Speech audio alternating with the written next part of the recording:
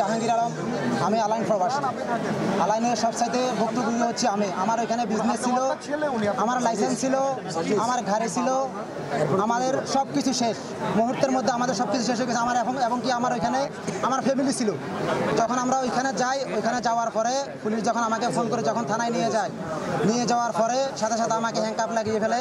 লাগানোর পরে আমাকে ওইখানে গাড়িতে উঠিয়ে সিআইডি নিয়ে যায়। কিন্তু আমি আমার ওয়াইফকে, আমার বাচ্চাকে আমি মেসেজ দিতে পারি নাই যে আমি ওইখানে যাইতেছি, আমাকে ধরে নিয়ে যাচ্ছে যে তোমরা দেশে চলে যাও। তো আমরা এখানে আসলে এত বেশি কিছু বলবো না, কেননা আমাদের অনেক প্রবাসী ভাই ওইখানে এখনো বন্দী আছে। আমরা চাই না যে আমাদের কিছু বলার কারণে ওদের ক্ষতি হোক। আমরা চাই আমাদের বর্তমান সরকার, যিনি এখন বর্তমানে আছে, ডাক্তার ইউনূস, ওনার কাছে আমার অনুরোধ থাকবে যে বর্তমানে যারা এখনো বন্দী আছে তাদেরকে যেন অতি তাড়াতাড়ি যেন ওদেরকে মুক্ত করে যেন দেশে ফিরে নিয়ে আসে। আমার এটাই বলার।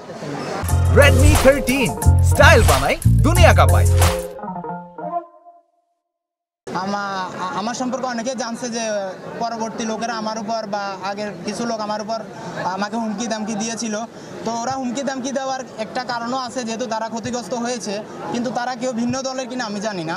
তো আমি চাই এদেরকে আলাদা করা না হোক, শুরু থেকে শেষ পর্যন্ত সবগুলা মানুষকে যারা যতটুকু ক্ষতিগ্রস্ত হয়েছে, যদি দেশের সরকারকে বলতে যাই, যতটুকু শুনেছি উনি নতুন আসছে, এর মধ্যে অনেক সমস্যার পর সমস্যা ফেস করতে হচ্ছে।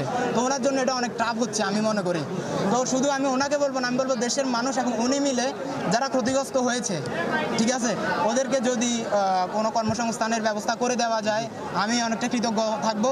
আর আমার কথা আমি বলতেছি না, কারণ আমি কোনো কিছুর আশায় আমি এই যুদ্ধে নামি নাই, কোনো কিছু আমি চাইও না। শুধু আমার জন্য দোয়া করবেন সবাই, ঠিক আছে?